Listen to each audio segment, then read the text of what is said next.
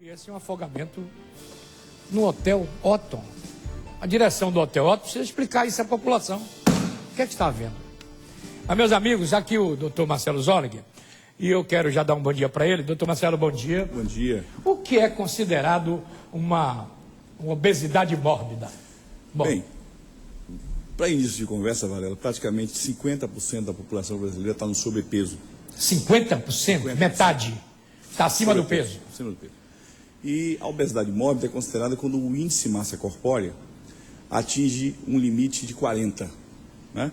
Todo paciente que tem IMC, o índice de massa corpórea acima de 40, é um obeso mórbido. E a morbidade significa todas as complicações que trazem a obesidade. Hipertensão, apneia do sono, diabetes, artralgias graves, esteatose hepática e uma série de situações que excluem o paciente obeso do mercado de trabalho e de uma vida social compatível com a normalidade.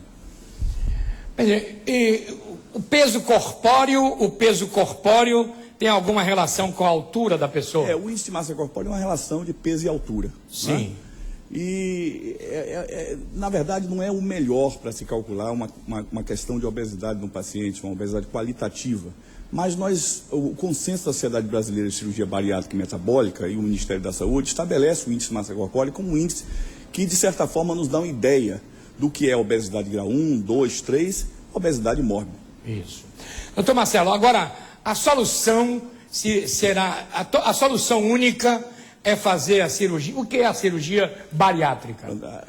Olha só, Varela, esse dilema de combate ao peso é um dilema ancestral histórico, não é? Os pacientes com obesidade mórbida são pacientes muito graves, porque eles trazem uma série de comorbidades muito importantes que excluem da vida social.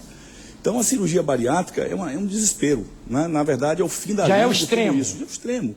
O paciente tem que ter uma vida qualitativa de alimentação e uma vida sedentária, e afastar a vida sedentária. Isso é a base de todo o tratamento. A cirurgia é o fim da linha, né? Quando todos os métodos, uma política de Estado voltada para uma alimentação qualificada, exercício físico, afastar a vida sedentária, faz com que o paciente tenha uma vida normal. Doutor Marcelo, agora, essa é a história da bariátrica. É um balão que coloca?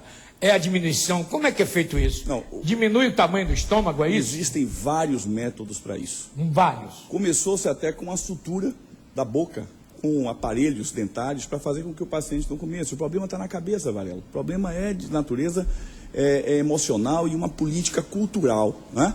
Você veja que com o advento dos fast food, com essa vida moderna, sedentária, isso vem trazendo com que as pessoas, e até a política de merenda escolar, né, é uma situação que precisa ser vista de uma forma muito focada, para que a criancinha, que antigamente se achava que a criança gordinha era uma criança saudável, não venha a ser um adulto doente com obesidade.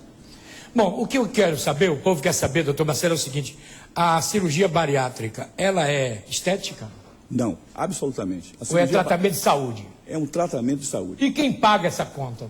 Olha, isso é interessante. Você veja que praticamente 500 a 600 mil cirurgias bariátricas são esperadas nos Estados Unidos da América este ano, que é um país gordo, não é?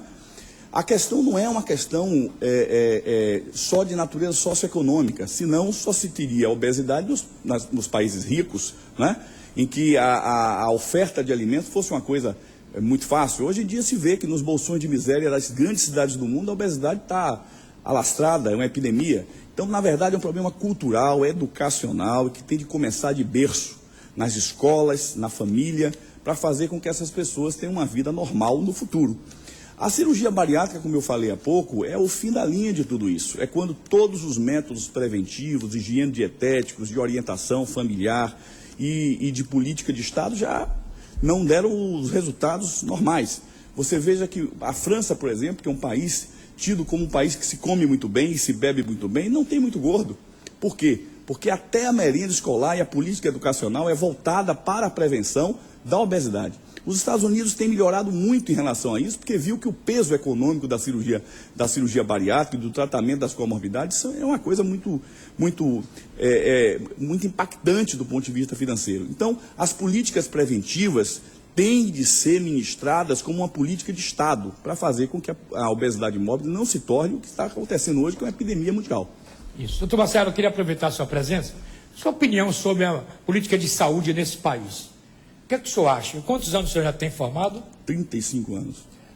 O senhor foi o principal aluno de Fernando Filgueira, não é isso? Um dos principais alunos. Fernando, Dr. Filgueiras, ele teve uma quantidade enorme de profissionais e que tem um sucesso muito grande no mercado, porque era uma figura que você conheceu, né? E uma das lembranças da história da Bahia, né? Fernando Filgueiras. Sua opinião sobre a política de saúde hoje? Olha, o SUS é uma política que tem sido até copiada pelos Estados Unidos hoje. É uma política muito interessante. O problema é você manter a política econômica do SUS e fazer com que isso se torne uma coisa lastreada num país que é continental e que realmente é muito complicado, porque o país é muito grande. Mas eu acho que, do ponto de vista de tese, o SUS é uma coisa muito bem pensada. Agora, precisa ser muito bem gerida. Tony Brito esteve aqui e disse que cerca de quase 100 bilhões desse ano vamos ter para a saúde, e ele afirma que é pouco. Eu acredito que seja pouco, mas mesmo que seja pouco, se bem gerido e com uma política focada na economia, uma gestão de processos muito bem feita, eu tenho certeza absoluta que essa tese do SUS, que é uma tese maravilhosa para, de certa forma, prover o que a Constituição determina, de que a saúde é um direito de todos, eu acho que a gente teria condição de, com esse dinheiro, se bem aplicado, se bem gerido, fazer uma grande política de saúde no Brasil. Deus abençoe o senhor. Prazer grande. Obrigado, doutor Marcelo. Você não sabe, Marcelo Zolling, craque de futebol. Já fui. Jogou no Bahia, na época. Jovem. Deus abençoe, doutor Marcelo. Obrigado, hein? Atenção, está em funcionamento no Hospital Martagão Gesteira. É um aparelho de tomografia de baixa radiação para a meninada.